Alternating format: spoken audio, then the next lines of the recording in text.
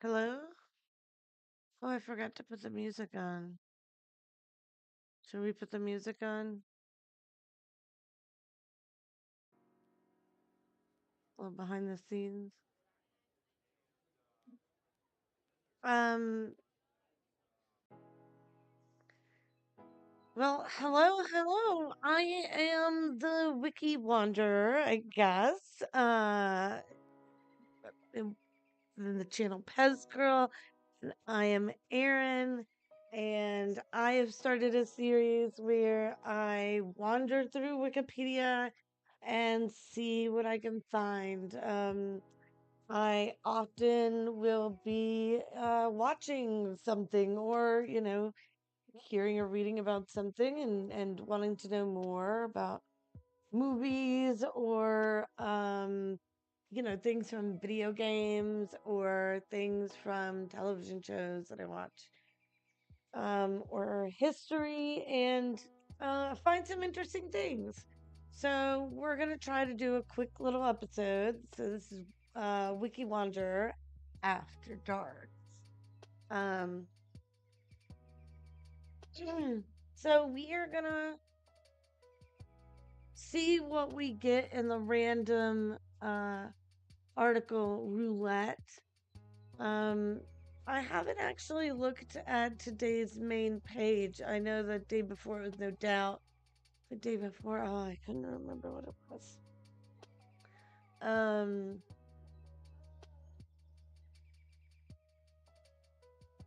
in the news, oh, like explosives and Nobel Peace Prizes. But I wanted this because this is ancient Egypt expanded its territory into southwestern Palestine, the later half of the 4th millennium BCE. I think this would have been the later period. The um,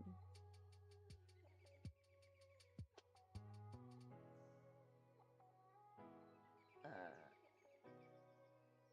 Tel El Sakin was founded as an administrative center for Egyptian colonies in the region. It was happening for a damn long time. Trading post, dried up channel, Bronze Age.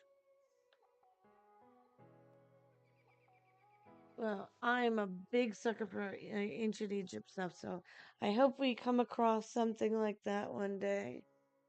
Did you know that this was originally a male tunic, became a luxury item in classic Athens? So it was it's like something that it's like a boyfriend sweater, like something men wear that just becomes some fashionable thing. Um, a tunic-like garment with like you have all this stuff, but I don't see it. Uh,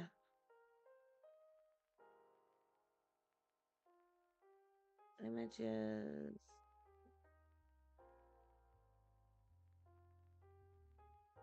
Oh man, you know what that looks like?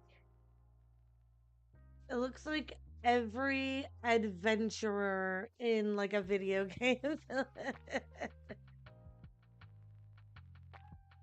It's like every peasant. Ugh, AI mode. I'm trying to use AI mode. Anyway, it's a kind of tunic, and people started liking it. That's fun. We are going for random articles.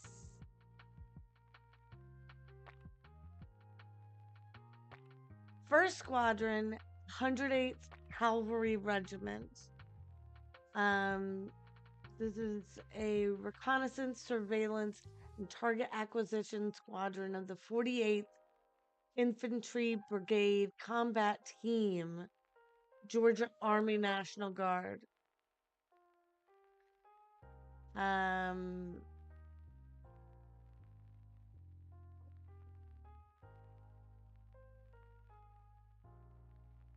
Desert Storm in Bosnia.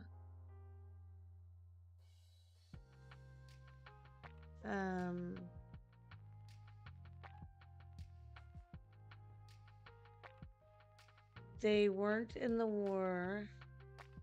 So why is that here? Oh, look at these guys. Is that good? Receives its golden spurs as part of the Rough Riders New Year's celebration event in Afghanistan.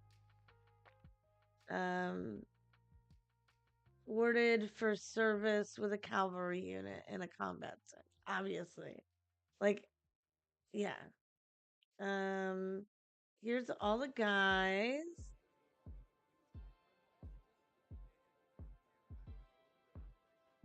Or all the commanders. Okay, here's the commander.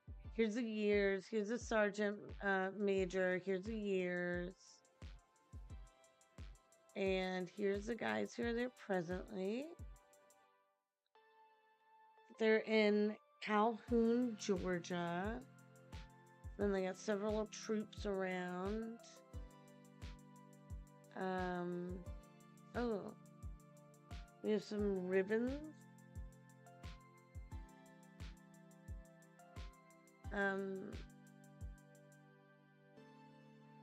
Outstanding achievement in combat or non-combat.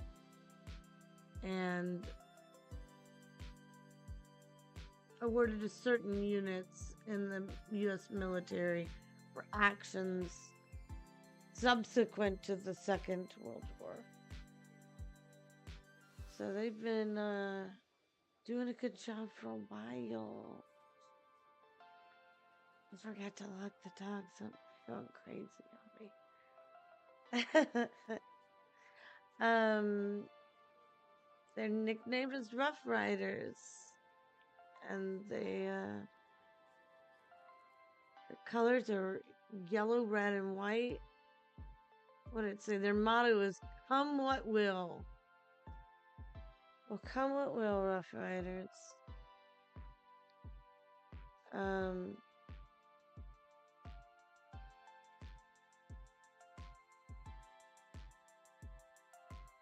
I mean, they did their job, and they did it well.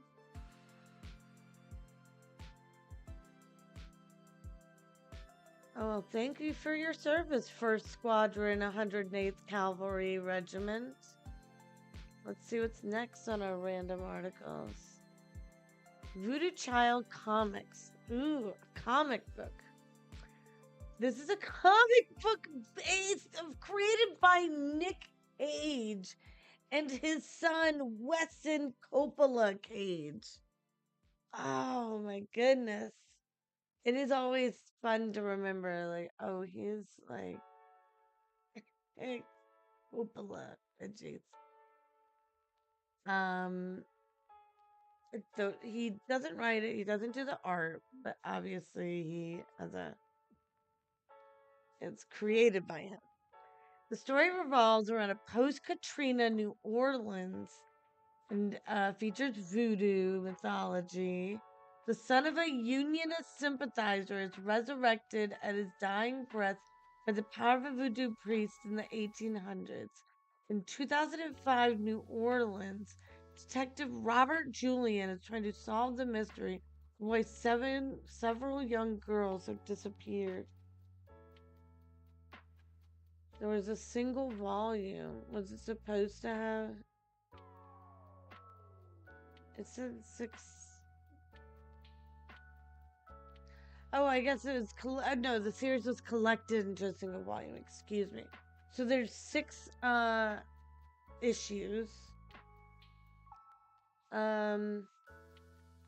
That is very random. There's so many ones, but you gave me comic.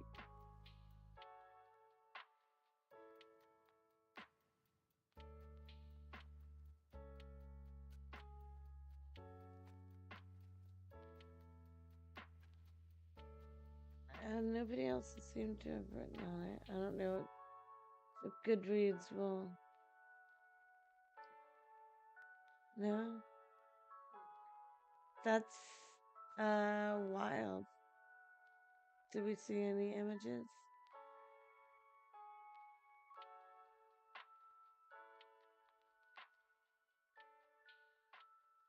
It's too obscure, you know, it's a Jimi Hendrix song and everything, so it's just a lot of stuff, but that's so funny. Okay. Nick Cage and his son made a voodoo post Katrina comic book. That's great. That's definitely one for the books for us. Benjamin T. Biggs. Oh, this is great. An old man who has a painting of himself. Let's see what his deal was. Um, we might have time for one more after him. He was an American politician from Delaware. He was a veteran of the Mexican-American War.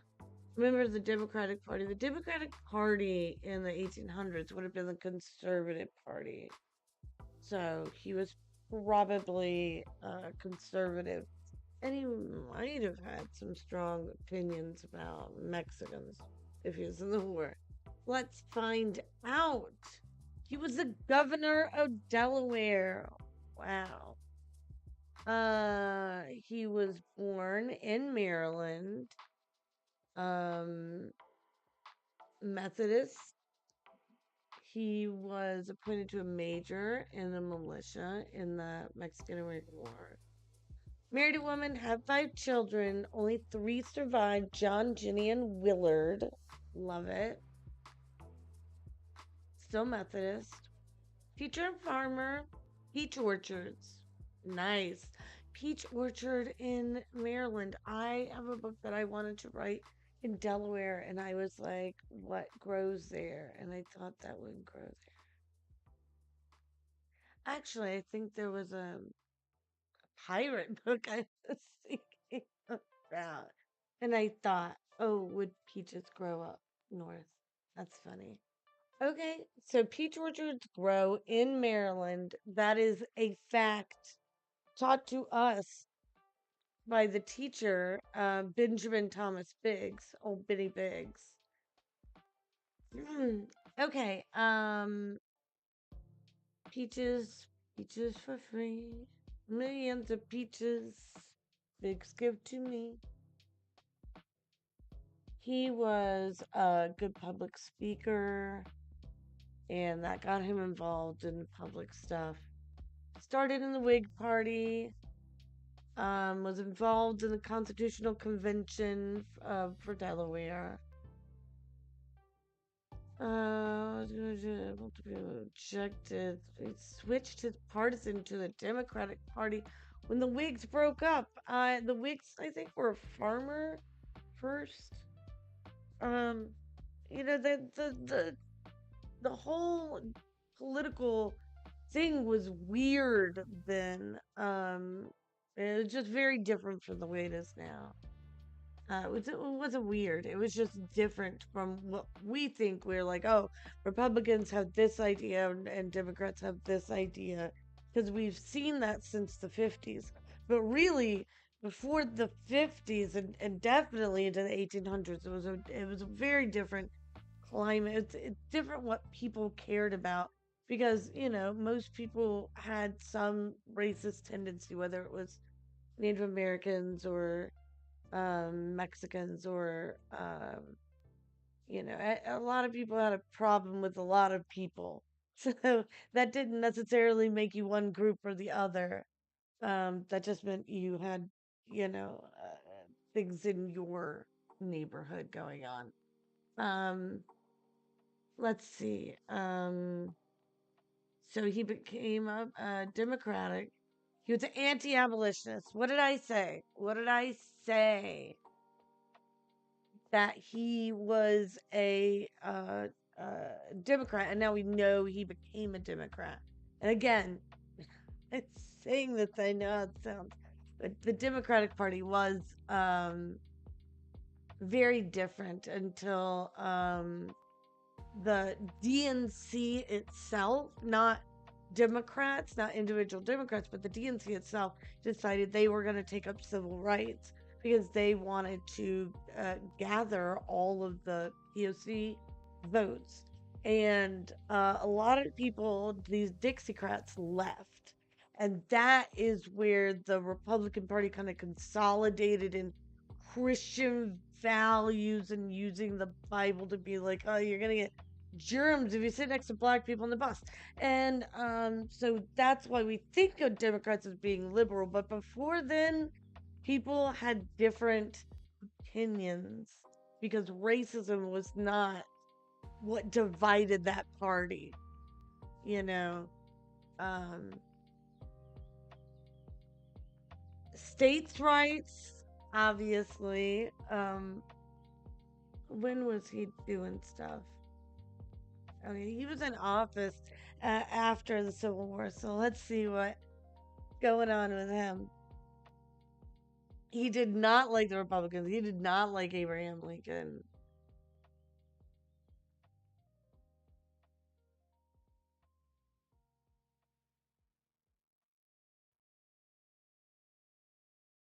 Oh, the Democrats were all of those things, and in general, he agreed with that. Okay, so it's not like he's walking around being a bigot, but he is walking around like if he's MAGA, then he believes in everything MAGA believes.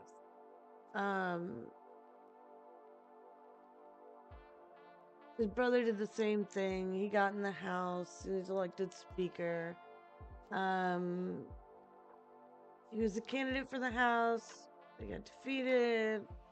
Da, da.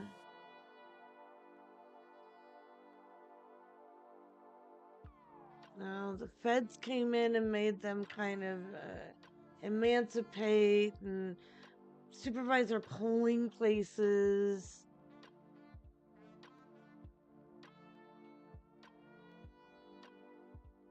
Well, he ran again and really smashed the competition a couple times.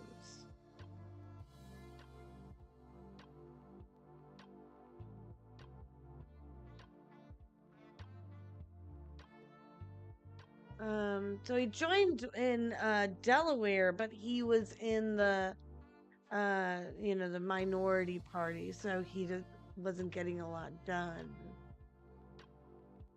And then during Ulysses Grant, he retired back to his little peach orchard.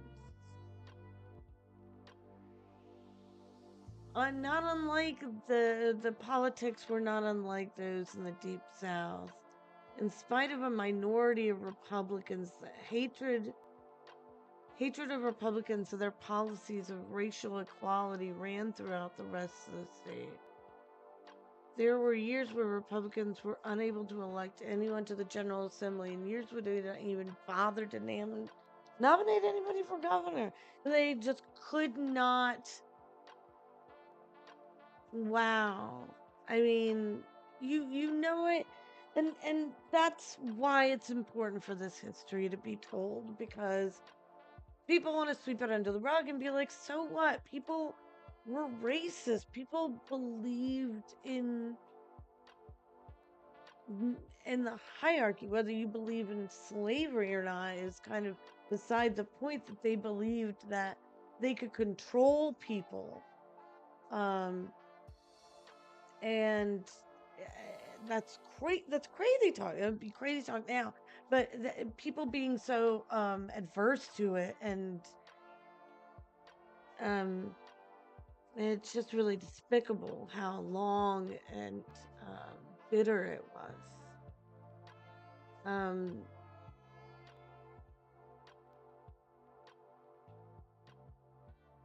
He nominated to run for governor, and fortunately for him, it was the last year such a disparity existed between the parties. For the last time, there was no Republican candidate.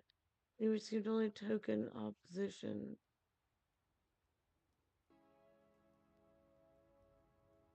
So he just put a guy out there and he beat that guy.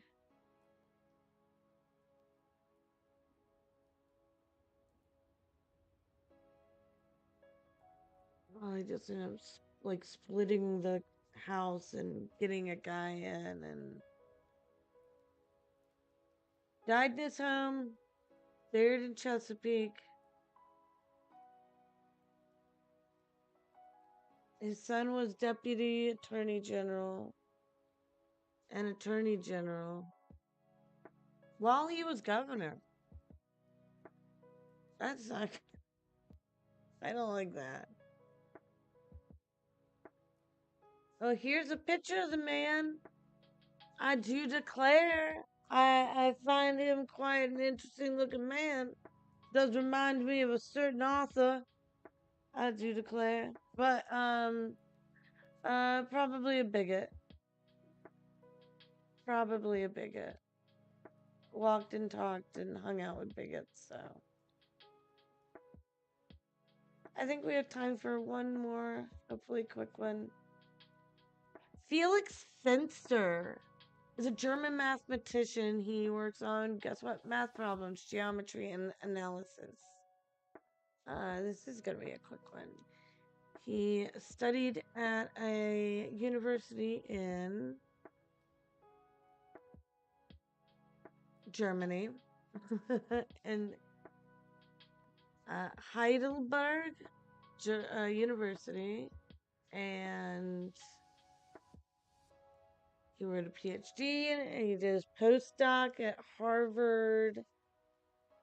He was a member of a research institute for math and sciences. What's habilitation? Oh, that's the highest university degree you can get. So he got that higher than a doc. Wow. He's a professor at, I guess, a German college. He works on relativity, quantum theory. My husband loves this. Black hole geometry. And he's married and has 4 children. Look at the fella. Let's see if we look him up on Google. Google has some more images. ResearchGate. That looks like a selfie or something that was taken from a Zoom meeting. Take a picture of the man. Oh, is that an ad? No. Oh, wait, that's an ad. Oh my goodness. What a way to send off. Okay. Felix Finster. Physics emerged from operators. I don't know what that means. Okay. Well, we met. He's apparently read a few things. We met Felix Finster, the German mathematician. We met Benjamin Biggs, the bigot from the bigot governor from Delaware. We found out that Nick Cage created a comic book series based on a post-Katrina New Orleans with voodoo. And we paid homage to the 1st Squadron in the 108th Cavalry Regiment, which was in Desert Storm, Bosnia, or ready for Desert Storm in Bosnia, and helped on the war of terrorism, I guess. And that was our episode. I hope you like it. I hope you come back to tune in. If there's anything you think I can improve on, or think I'm doing wrong, let me know, because I'm really trying to do this. Because my husband thought it was a good idea, and I would like to prove him right. Oh, let's go dark. Oh, that's so much better. All right. Well, let's go dark for the evening as well, and I will see you next time in the Wanderer Wiki.